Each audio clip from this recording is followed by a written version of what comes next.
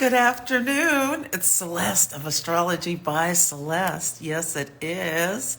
For a cosmic conversation. I'm so excited to be speaking with one of my teachers, Rebecca Gordon. Yes, I am. Okay, let me.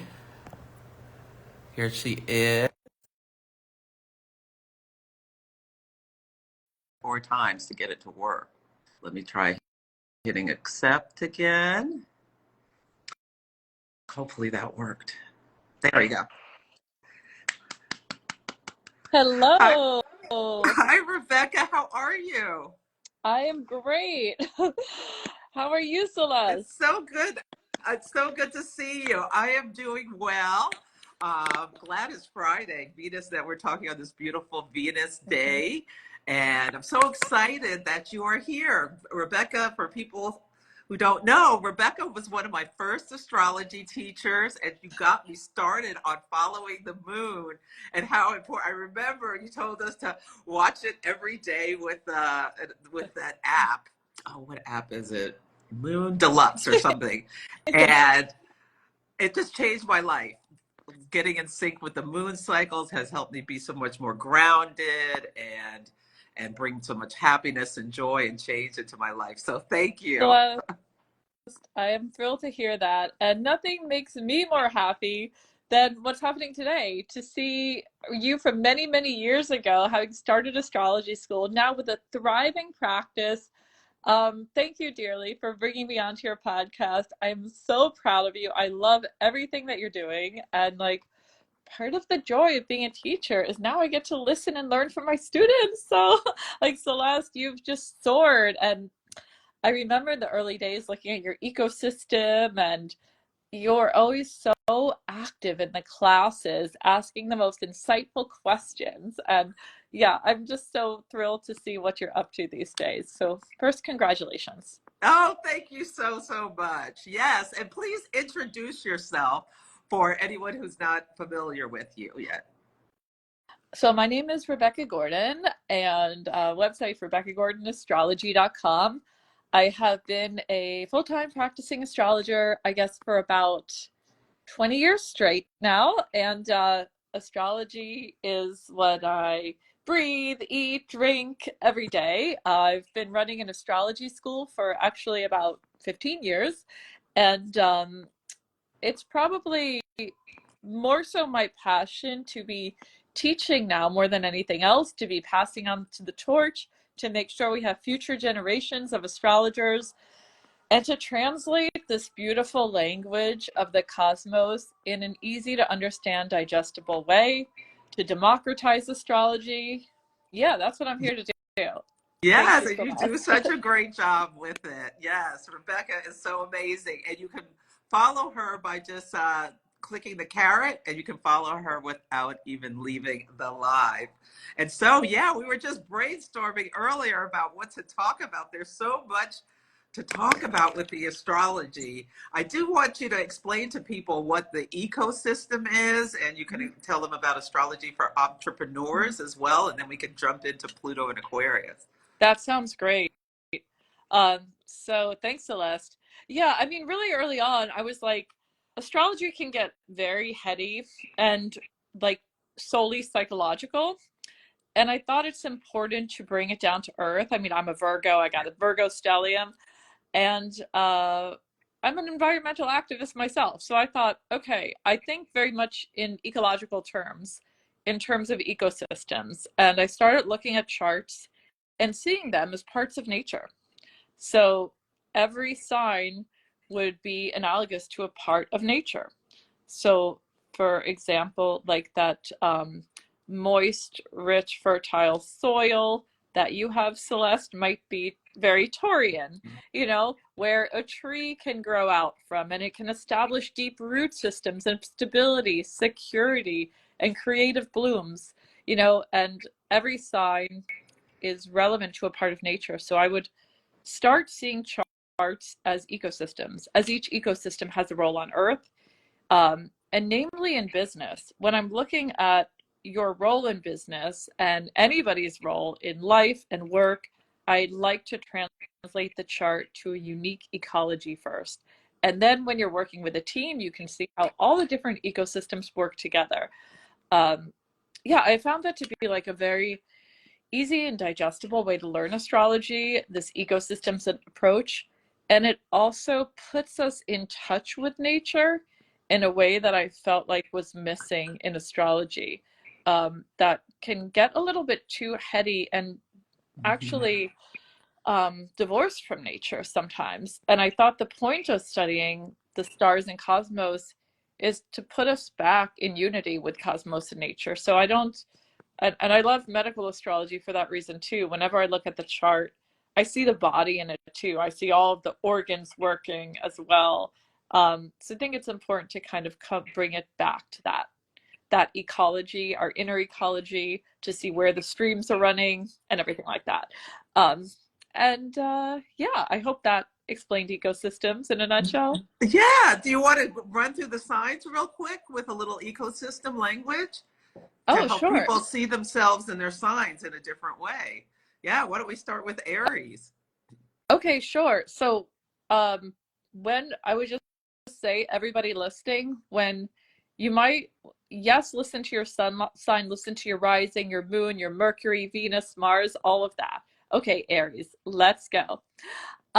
Aries, you are lighting the match. So we can think of sunlight, we can think of fire, we can think of the initiating of the fire, lighting the campfire, lighting the torch. Who's going to light the fire? That is you. You are the one that lights the match.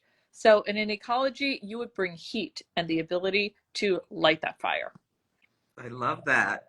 And you already did Taurus with the fertile soil, the tree that can make roots. How about Gemini? Gemini sees very quick winds that have a unique role in an ecology. It's cross-pollinating, so the wind that can blow seeds from one crop to another. So in other words, if you have Gemini in your ecosystem, your role is to take information from one place and cross-pollinate it into another field. Winds that blow seeds from crop to crop are extremely essential. And people that have Gemini in their ecosystem are going to be very much supported in the next 20 years as well, while Pluto's in Aquarius. Those people who are disseminators and cross-pollinating information across different verticals are going to be very sought after. Yes.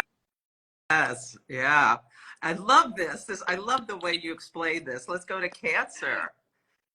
Okay, the sign of Cancer, we can think of the lake, we can think of the pond, we can think of like the room temperature Watsu pool, even where you are held, you are safe within that field of water, and it's nurturing, it's supporting you. You can trust there's a sense of emotional safety and being held in that atmosphere.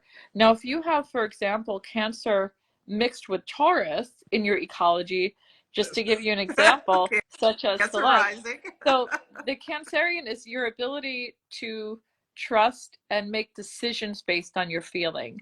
Now, for people are always like, I don't have water in my chart, but I have all these feelings. Of course, everybody has feelings. Some people will rely on logic to make decisions more often, where other people will trust more so that they can make decisions based on how they feel. Now, what I find is I think it's important to look at your elements and lack of elements when you do have a lot of planets in Cancer. Based on the feeling within the lake, how you feel, you will make life-changing decisions based on that. And you can feel totally comfortable with that. Yeah, and I love the Watsu pool imagery because I did that once, and this is where you have someone like hold you and like it's a healing technique. It's so beautiful. I love that analogy with Cancer, and I feel like that's what I do with my clients. I help them feel safe and held while they talk Yeah. about deeply important things about their lives. Mm-hmm. Absolutely. It's very much the kind of astrologer you are, Celeste. Like you provide the earth groundedness of Taurus. They feel safe, they're on the ground, they're practical, and you give the emotional nurturing of Cancer and that counseling skill as well. They feel held. I just had a client earlier today who was all like Gemini and Capricorn and no water in the chart. So Mm-hmm. this is an example. he was a great decision maker, very comfortable with making decisions logically, and known for that based on air and earth. But the growing edge was to invite in more water, was to invite in more of the flow, to trust that the water can fall from the top of the mountain and you can make decisions based on how you feel as well. I So love that. yeah. Yeah. And Leo, and you're a Leo rising. So tell us about Leo in its That's right. All ecosystem. fire signs in an ecosystem are meant to really be showing up in person and be live. Like a fire is something that it's a light, it brings people to it. A light brings flies to it. You know, fires are places to congregate around. So anybody who has Leo in their ecosystem, you can think of a campfire and the joy, the revelry, the storytelling, the leadership, the creativity, and all the things that emerge when people congregate together around a campfire. So there's something festive, there's something celebratory. Leo is like the campfire, that joy, the hearth, the warmth. Anybody with Leo in their ecosystem is here to bring warmth and generosity, lead, create in various ways. And I think it's also interesting to note that where Leo is too, whether it's in the rising, the moon, you know, and all of that, because that's more of the how you express that. Like, Yeah. Celeste, what is your rising sign? So I'm a Cancer rising, Yeah. an Aries moon, and a Taurus sun. So the Taurus sun is the what? The Cancer is the how you do your thing, with Mm-hmm. empathy, with listening, with strong counseling skill and everything like that. You know, Mm-hmm. I think it's important to look at the rising sign as the how we do the The job. how. Yes, I Yeah. love how you like the three word statement of that we did in class where our sun, moon, and rising. Can you say what that is again?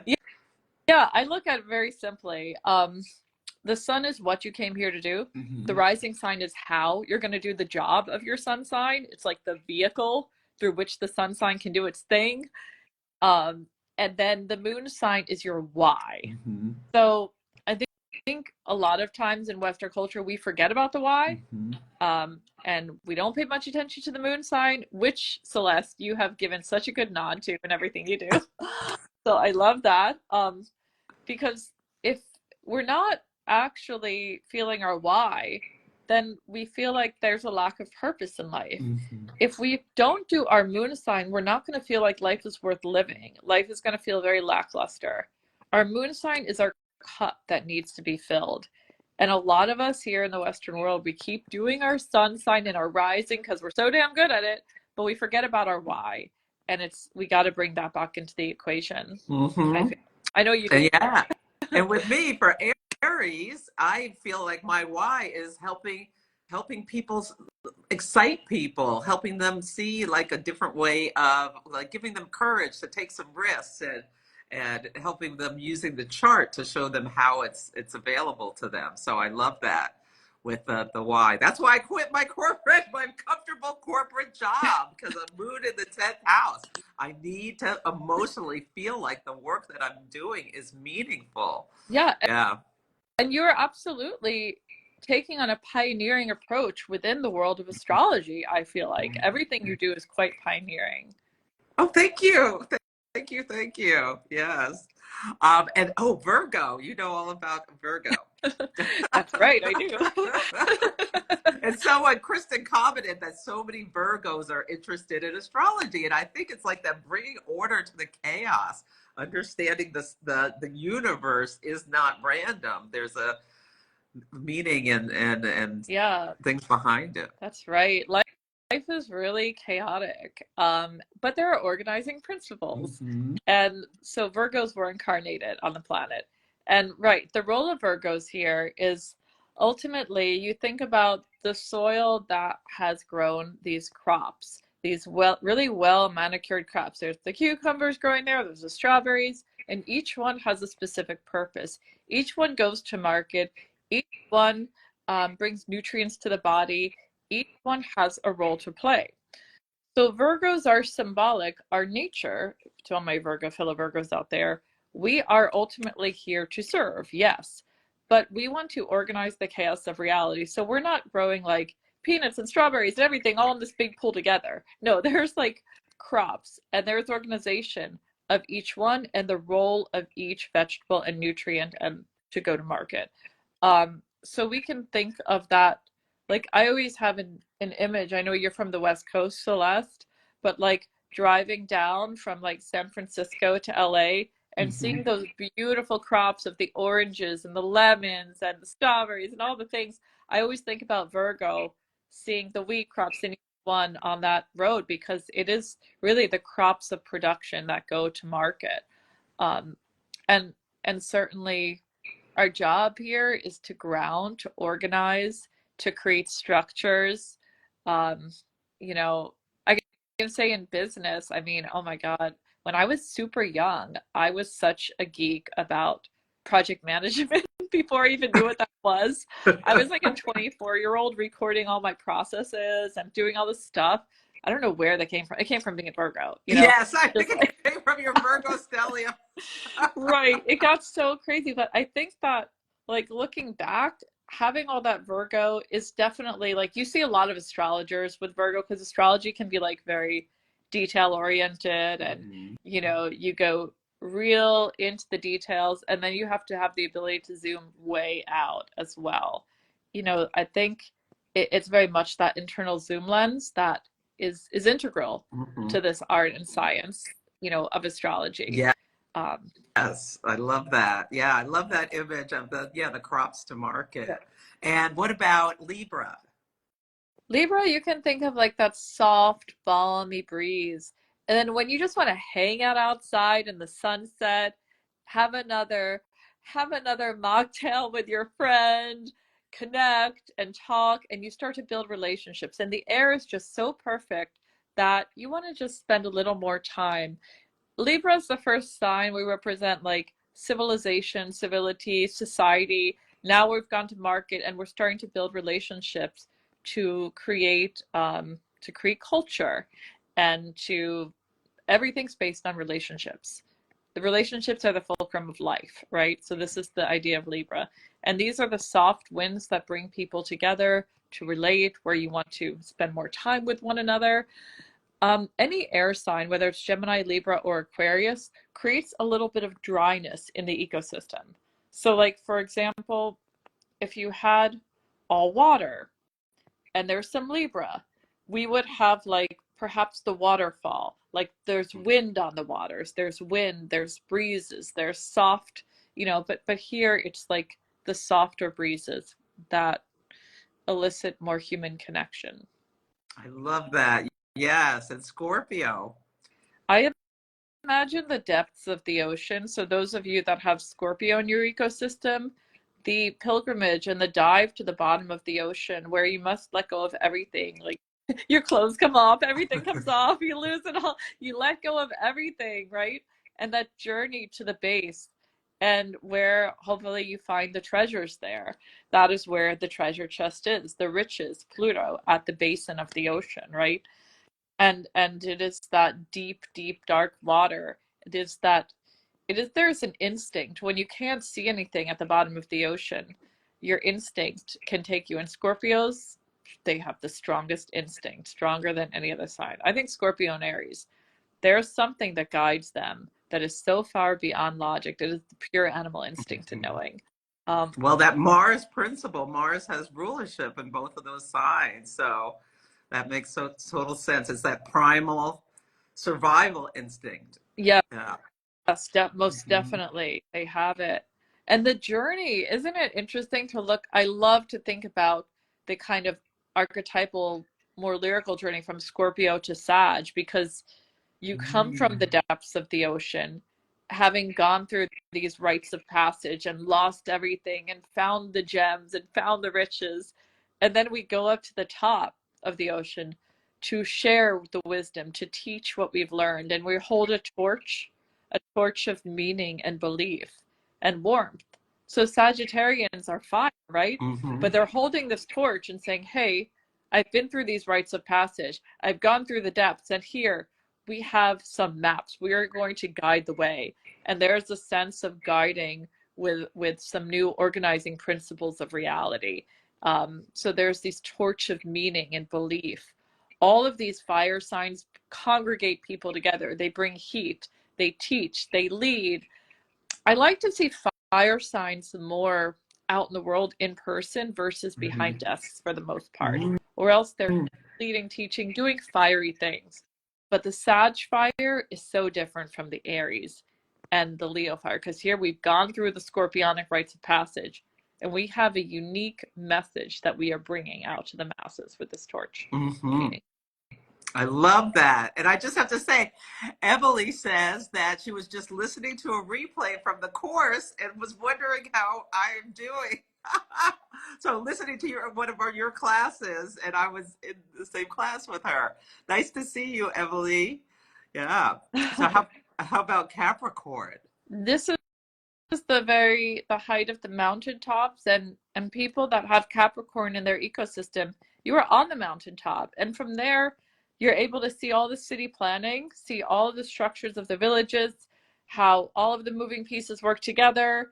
That's why you see a lot of like managers and people overseeing things in Capricorn positions, because they don't necessarily need to be in the weeds. They're not like in the details and in the craftsmanship, but they can manage all the pieces. They see all the city planning from the top of the mountain. It's a high level view of reality.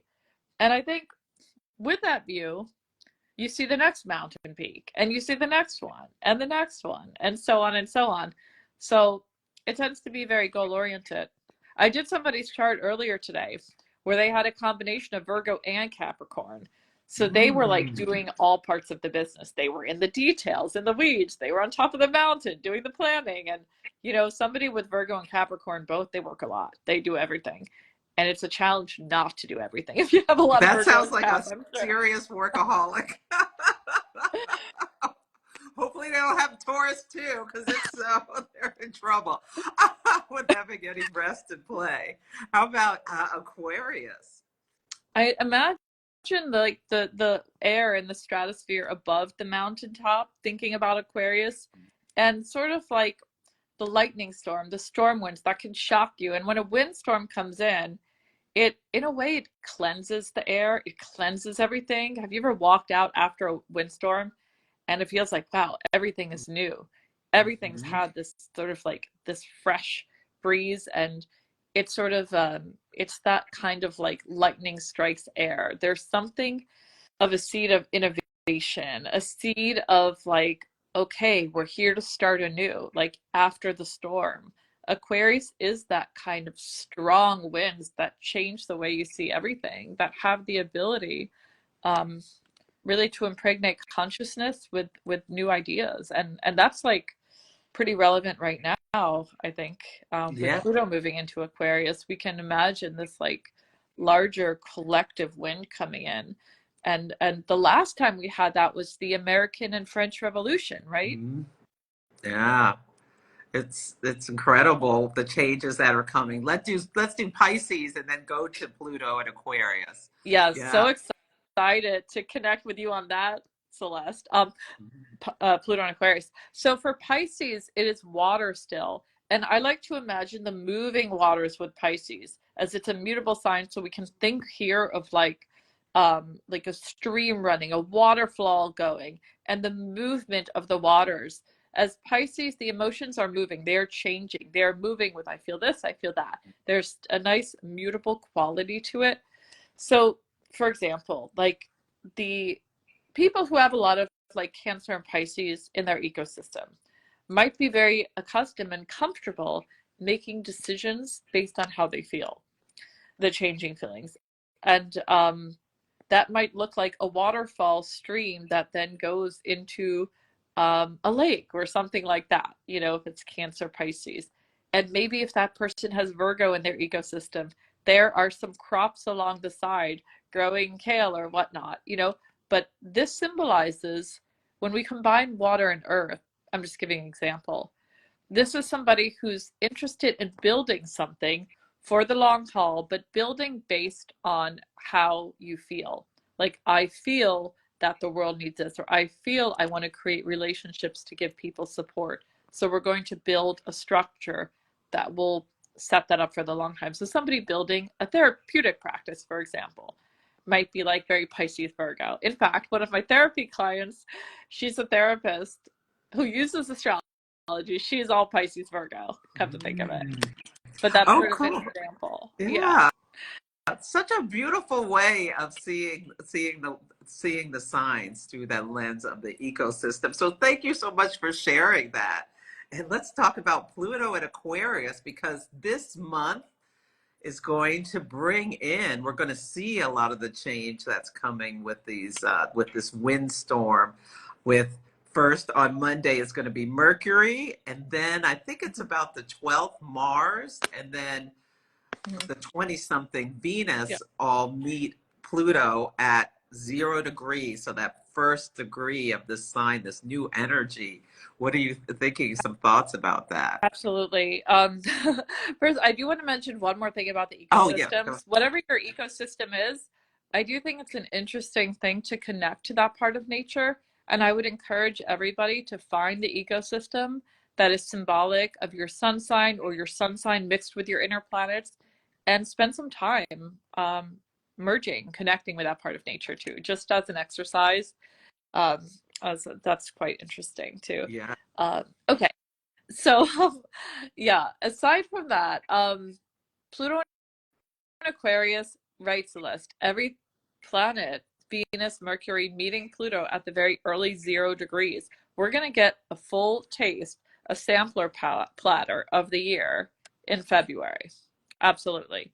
Um, we haven't had this, since the American, French revolutions. This is huge.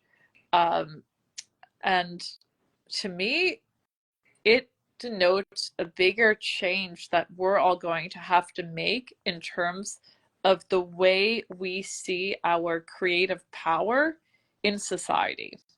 Like people have felt really bowled over in the last 20 years by big corporations running the show, and it's been quite disempowering, I think, for a lot of us.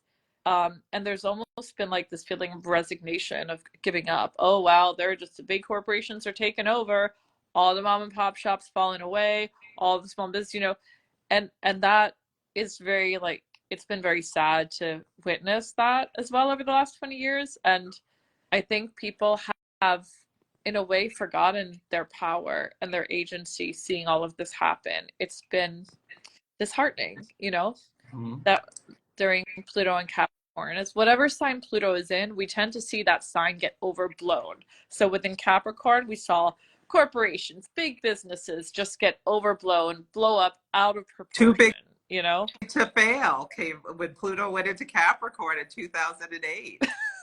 The government bailed out the big businesses after they caused this calamity. Yeah, a perfect example. Exactly. Um, and so I think we've all been so used to that, and we're humanity's not, we're not exactly in our power right now, because we there's a part of us that just was like, oh well, we're not in control. It's all this big top down, almost like feudalism model. And so I think we have to remember our agency. I think we have to remember our creative power, something that a lot of us forgot, our power to make a change over the next 20 years. And it's going to be a much more collective model. Yeah. I think we have to start thinking about business differently, about economy differently, working together, collaborating differently, instead of waiting for the government or corporations to make decisions. We have to rise up again and see ourselves as part of a greater collective that is moving in unison. And that shift is a mindset shift. Mhm. That if you imagine like the shape of Capricorn is like this tall mountain, with the top. Remember all those like pictures of what feudalism looked like Mhm. when we were growing up? The one at the top and everyone at the bottom. And we've been living in that for the last 20 years. And now in Aquarius, all the dots level off in the same playing field. Mhm. And we have to start thinking about our sun, our light, as an integral part of the unified field and start collaborating more with others. Um, Personally, I feel that there will be systems on the blockchain with Aquarius, with Pluto and Aquarius that are not necessarily Bitcoin or whatever, but I do think there will be ways to be accountable and work together and collaborate that are on this blockchain and that are going to shift the entire way um, there of economic power structures that will help disenfranchise people as well, people on the sidelines of society, people have forgotten.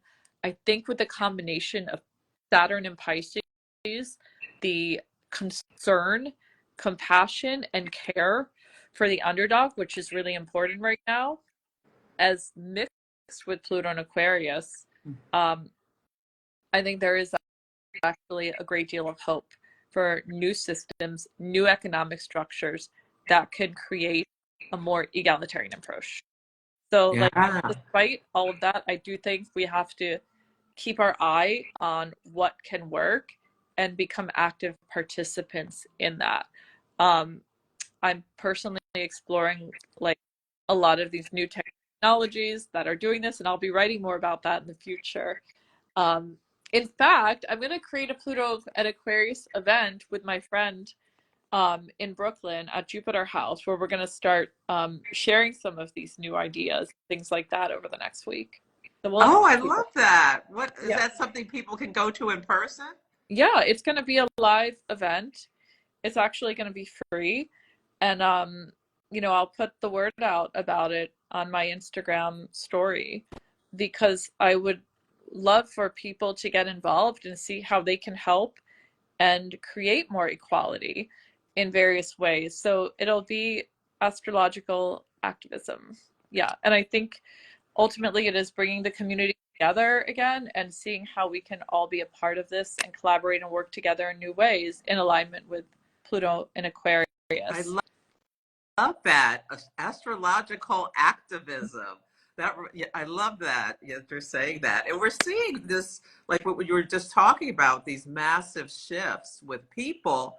I mean, climate change, Uranus and Taurus is causing massive shifts with people leaving their countries, and Yeah, refugees are a Pisces theme. So we can see in the United States there's so much call for controls on immigration because cities are being overwhelmed, this Pluto and Aquarius, with all this influx of people without the support systems for it. So we're going to have to get creative in order absolutely. to.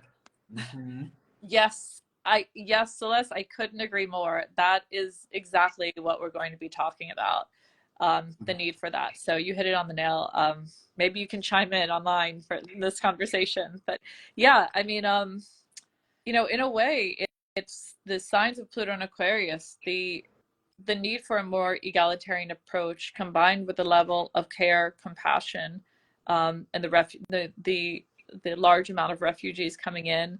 We do need new approaches. We need new systems. We need ways to manage climate change and all of the influx. So I think that yeah, new models are having to meet the challenge. We cannot solve the problem with Pluto and Capricorn solutions. No, it's not working anymore. It's outdated, even though there's still, because Pluto's going to dip back into Capricorn just for a little bit from early September, I think September 1st through November 19th, just in time for the US election. And yeah. And so that last Capricorn's last stand, Pluto and Capricorn's last stand. So we'll see what comes up with that. Yeah. Yeah, it's almost like, yeah, we can't keep going full speed ahead into the future. There's still some things we have to clean up from the past. I am personally a little worried that's happening for the election too. I hate to say that, but like, yeah, it's unfortunate that Pluto takes its dip back during election time. And I mean, all the more reason I do think that we have to all stand up and be an active participant now more than ever. And um, yeah, I mean, Pluto and Aquarius, the opposite of that is Leo, right? So Mhm. it's like seeing our light, seeing our creative spark as integral into this whole movement of the ocean. See, I don't think the change is coming from the mainland anymore. Like, you don't think the change is coming from what? okay, if you look at it this way, Pluto and Capricorn was like, okay, the mainland, the big corporations Mm-hmm. running the show up the top. Pluto and Aquarius, it is dispersed power. It is everywhere. There is not one center point at the top like there is with Pluto and Capricorn. So it is absolutely like it's a completely different structure and diversification of power. So it's like change is not going to happen from the top down right now. It's going to happen not from the mainland, but lots of little islands. Like Mm-hmm. when there's enough little islands that are of a certain nature and moving in a certain direction, then they rise up and all of a sudden there's one big island that's caused. That's how Pluto and Aquarius creates change. Mm-hmm. So we need to trust our little islands that they are all over the universe right now and that we are also creating those changes and acting with integrity within our own circles and spaces and doing what we can, because change is coming. Like it's almost silent in the collective until all of a sudden that rise up shows up for everyone. It's things are moving in that direction now. I think with Pluto and Aquarius, it's such a different way that change and power will be happening now. Yeah, I I don't know how think of about like that. Capricorn is hierarchical, and Pluto and Aquarius like smashes those hierarchies. I love your analogy to the mainland versus a group of islands. And I wanted to chime in with, people are seeing their collective power like in some good ways, some not so great ways, like the Bud Light boycott last year Mm. was when Pluto was in Aquarius, and it took down the most popular beer brand to like nothing in a matter of a month or two. So that's where an example of Pluto and Aquarius, seeing the collective power of people when they bond together. They're far more powerful than just this singular organization. Oh, I love that example. Yes, yes. Like we can never undermine our power now. The power of like our strength in numbers and coming together under a unified theme that we believe in together and individuals for sure. So I mean, I think that for the first time in a long time, Geminis and Libras are going to get a break too with Pluto trining them. I think that's going to be really nice also. Um, but I don't know about you, Celeste, but the one thing, I mean, of course, there's concerns about the future too. Like, we have to look at that. Like, okay, if you want to look at the dark side of all this, which I don't think we should fully focus on, but Pluto and Aquarius, yeah, we could see um, robotics, transhumanism, people becoming more and more connected to robots, machines, machinery in our body, stuff like that. Um, and I Yeah, think, there was a brain implant this week. Elon Musk announced that his Neuralink had implanted a chip in a human brain. Yeah. I saw that. Yeah, I was like, Mhm. all right, Pluto's in Aquarius, all right, here we go. And this is just the beginning. We've got 20 more years of this. Um, Mhm. how do you feel about that, Celeste? Like transhumanism with Pluto and Aquarius? Yeah, it's a little scary. I mean, there's positive things about it, like new technologies will allow the blind to see, the deaf to hear, people who were paralyzed to walk again. I mean, literally, the Bionic Man and the Bionic Woman was one of my favorite TV shows when I was a kid. And that is going to become a real possibility. Like now, there's like the doping scandals with athletics. It's going to become the robotics scandals, like athletes replacing their parts in order to be faster, stronger, whatever. Yeah, I think we can see that coming. So it's a little scary in terms of, I also see Pluto and Aquarius as like thought Yeah. control or thought police. Like either you believe, our Aquarius, I know, can be a little black and white or Mhm. go to extremes. Yeah. Like you believe what I believe or else, you're dead to me kind of thing. I think we're going to be Yeah. seeing more and more. Agreed. We so need to watch out for that virtue signaling for sure. Mhm. These sorts of things. Um, as much as like thought control and mind control programming can be, something to watch out for, I think on the other side of that coin is the development of parts of our mind that we haven't yet really put that much stock in over the last few hundred years. Um, such as the intuition. Like, Mhm. in school, we all learned how to use our left brains really well and take tests really well and things like that. Supposedly, that was the focus for hundreds of years in early education, except for like some mystery schools and things in China and India and the other places. There's always like outliers where children might have learned how to bend spoons and things like that.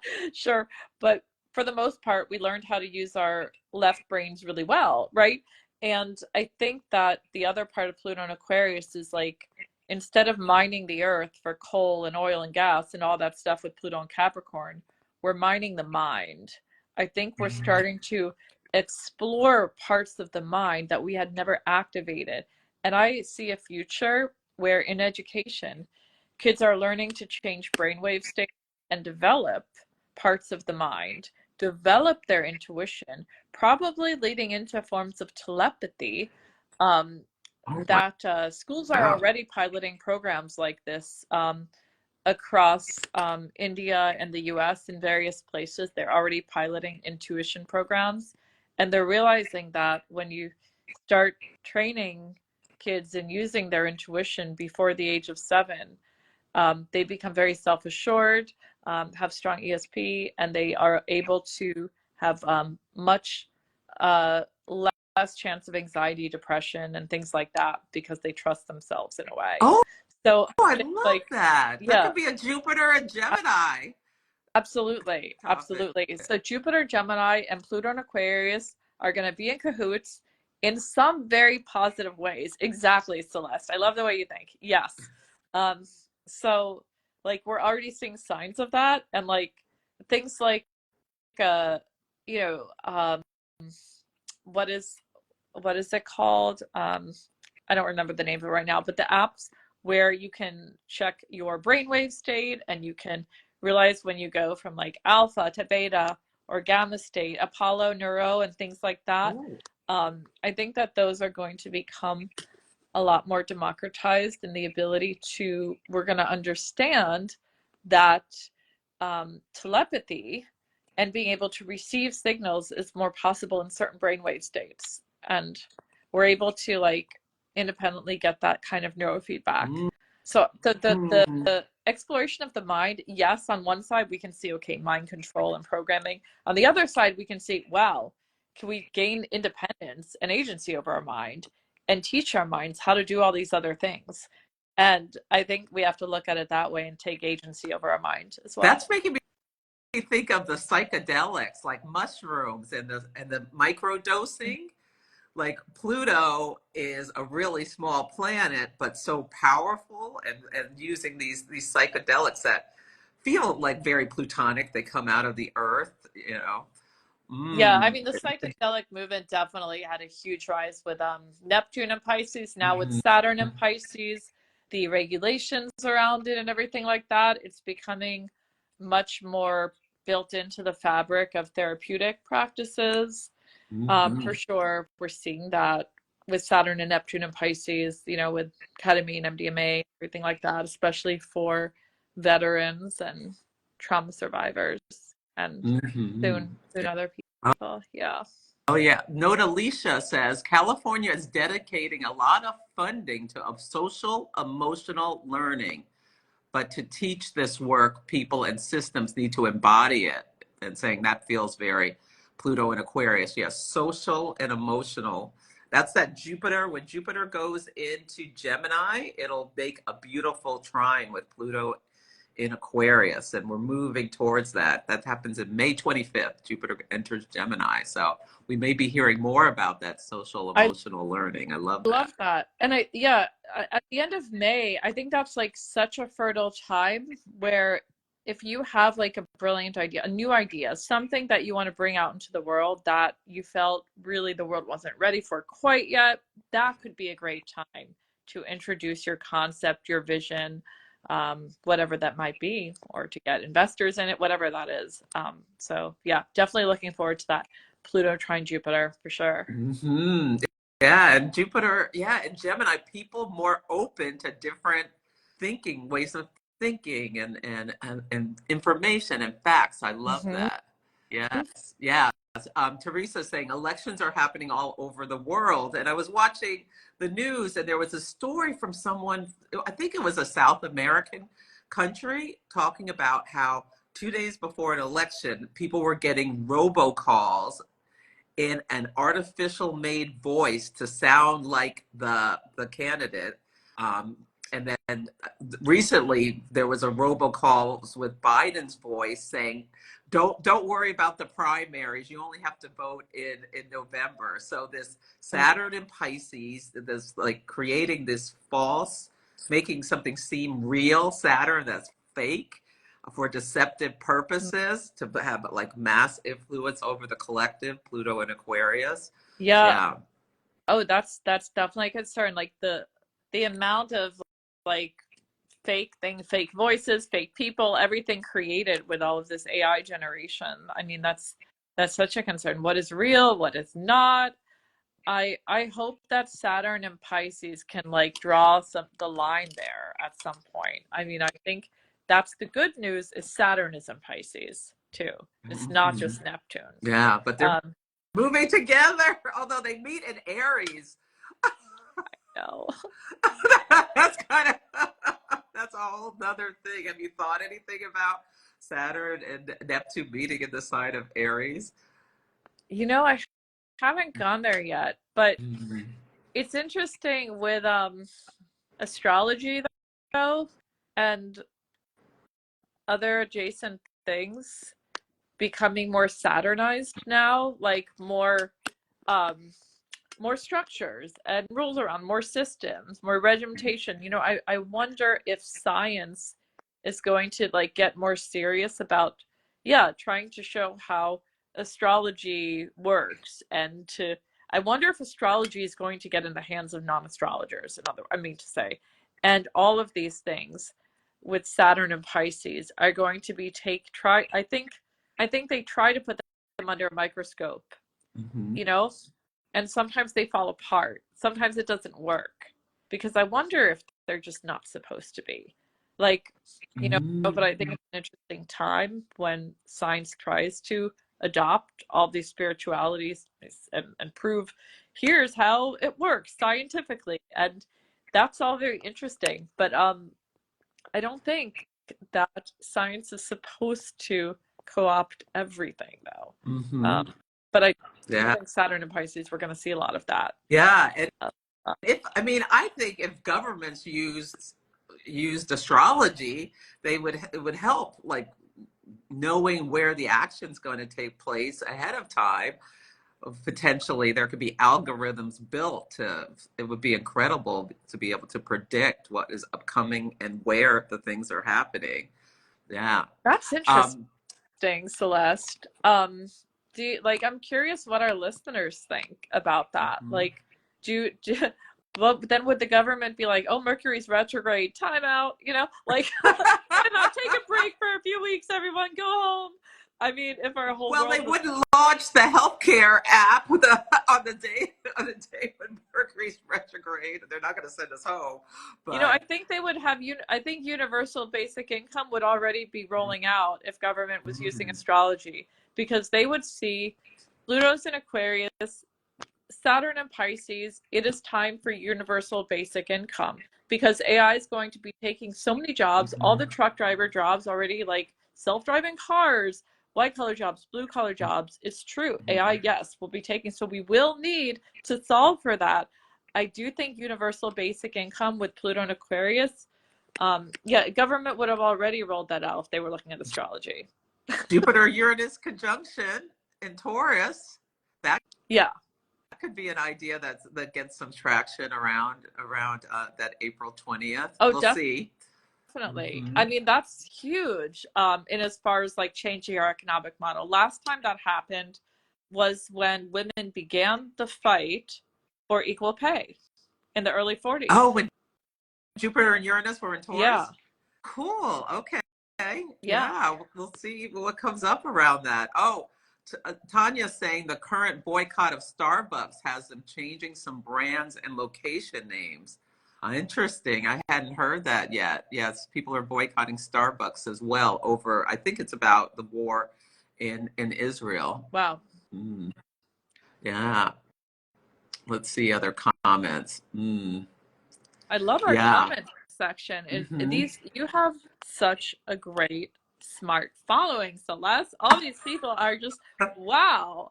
Yeah, my followers, they are on it. They're socially Yeah. aware of what's going on around them and with the news and all sorts of things. Yeah. Oh, we should give them Star Sync. Okay, yeah, give your gift, your Yeah, I love your tell people your people gift. here. So good to meet all of you. Okay. Um, yes, I am giving Celeste a code. We can write it in the comments or in the caption. I made a calendar that you can sync up to your phone telling you all of the astrological aspects when they're happening. So they pop into your iCal or Google Cal, and it's a one-click integration. You can easily take it on, put it off, take it off, put it on, whatever. Um, it tells you the aspect, what it means, what you can do.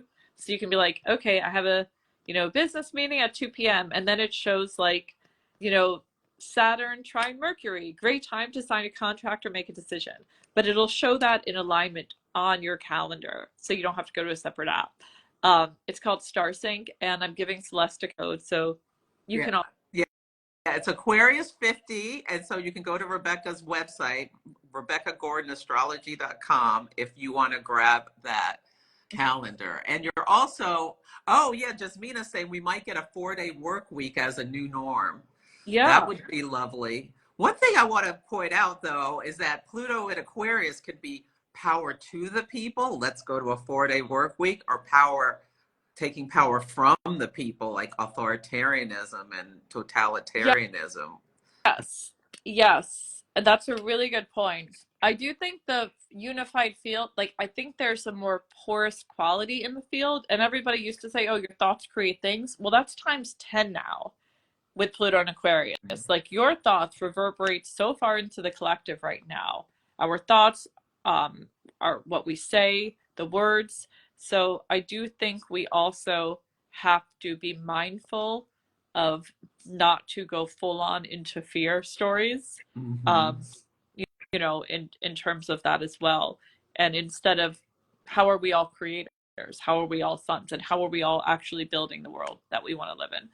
Too. Um, for sure. Mm-hmm. That is Oh, that's a lot of work. I get it. It's too. I'm just seeing what other. Lassa is asking, is the Star Sync an app or? You know, people call it an app, but I mean that's fine. It's not. Well, sorry, my phone fell down. Oh my god. That's all right. Hold on, folks. Hold It's on. very Mars, Mercury, it sextile Neptune.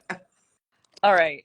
Yeah, I'm about to run out of battery, but it's not Oh, actually we're an app, but oh it we're gonna. operates a little like an app. I mean, it's like you'll see when you click on it, it creates a calendar that you can take on or off your regular Google or iCal with all of the astrology of the whole year in it. So it's super handy. It's what I always wanted for myself, so I just made it. Made it so y'all you can have it too. And um and yeah, I think on February 13th, we also have the class coming up. I feel like that's the class that I might have met you in, Celeste. Was that your first? Was entrepreneurs your first? No, my first class was your 12-week beginners The astrology class, but beginners I've was I've, I've taken I think every single one of your yes. classes. Oh yeah, the beginners. And that group was so tight because it was like pandemic years and that class was our lifeline back in 2020. I Hmm. remember that so well. Was it 2019, 2020? Yeah, Those years were. yeah, it was 2019 because we went. Karen, who's here, and Kim and I all went to New York City to see you. That's right. That was when we had the in-person kickoff. That was so much fun. Oh Yeah. my God. I remember that. Yes. Yes. Um, we are running entrepreneurs though. That is our next one. Sorry, I'm holding my phone. Starting on February 13th, though, Astrology for Entrepreneurs is what we have coming up next. And I feel like you went to town with that one though, Celeste. Like I just remember you in that class so well. And because you had like a really sort of like balanced ecosystem overall, like the earth, the water, fire, air, and everything. And yeah, anyway, I just remember yours very acutely during that class. Yeah, I love the class because it really, I was still working at corporate at the time, and that really like blew the roof off my mind about some things. Yeah, and Myers-Briggs is very aligned with with the astrology. So I had done all of that, Yeah. mental dissection beforehand. So yeah, so you're teaching astrology for entrepreneurs. What is it, a 4-week class? Is that right? I think it's a 6 week Oh, class this year, actually. It's a oh, 6 week because we have like live group coachings and on-demand content, all of that kind of good stuff. So yeah, it starts on February 13th and it's for astrologers, entrepreneurs, and really how to use astrology in your business model, how to use it in terms of predicting trends for yourself, planning, knowing your own ecology, who to hire, why, what your strengths are, what you should be doing, what not to do. It's really also like, I think it's more of a melting pot for meeting collaborators and community and people you're going to grow with in the future. And I saw you do that so beautifully, Celeste, like oh, establish community in all of our classes. That's one thing like I think that I'm super passionate about is like creating spaces to build that community because we all need to help each other. That's how we grow. And that is really the ethos of our school. And I've seen like you pass that on so beautifully, even in what you're doing now and all of this. Like you're just really bringing so many people into the fold so wonderfully. yeah, I teach moon mastery classes every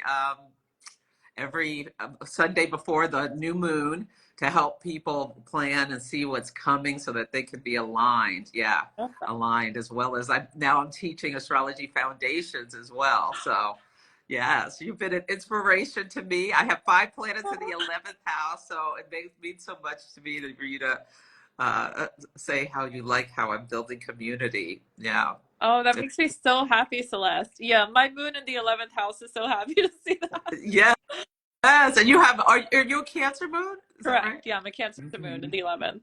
And That really speaks to how you approach your astrology. You teach and nurture people, give them the practical tools in order to help them grow themselves, like your moon and Cancer, like that water of caring. I love it. yeah, I feel like I'm more of a mentor actually with them. Yeah, I always Mm-hmm. connected to the word mentor. Um, Oh, yes, I love that. Yeah. Well, we're almost up on the hour, so thank you so much for joining. I think this conversation has been amazing. People have loved it. I'll make you a collaborator if you want to put it on your wall oh, as I'd love well. to, Celeste. I'd be honored to. And thank you so much for having me. It's really been so much fun talking to you. Let's do it again sometime soon. That sounds great. I would love All to. right. So good to Great. meet Well, you all. you have a wonderful weekend. Thank you so much for coming, and thank you everyone for joining. Thank you, Celeste. Take good care, Rebecca. Bye.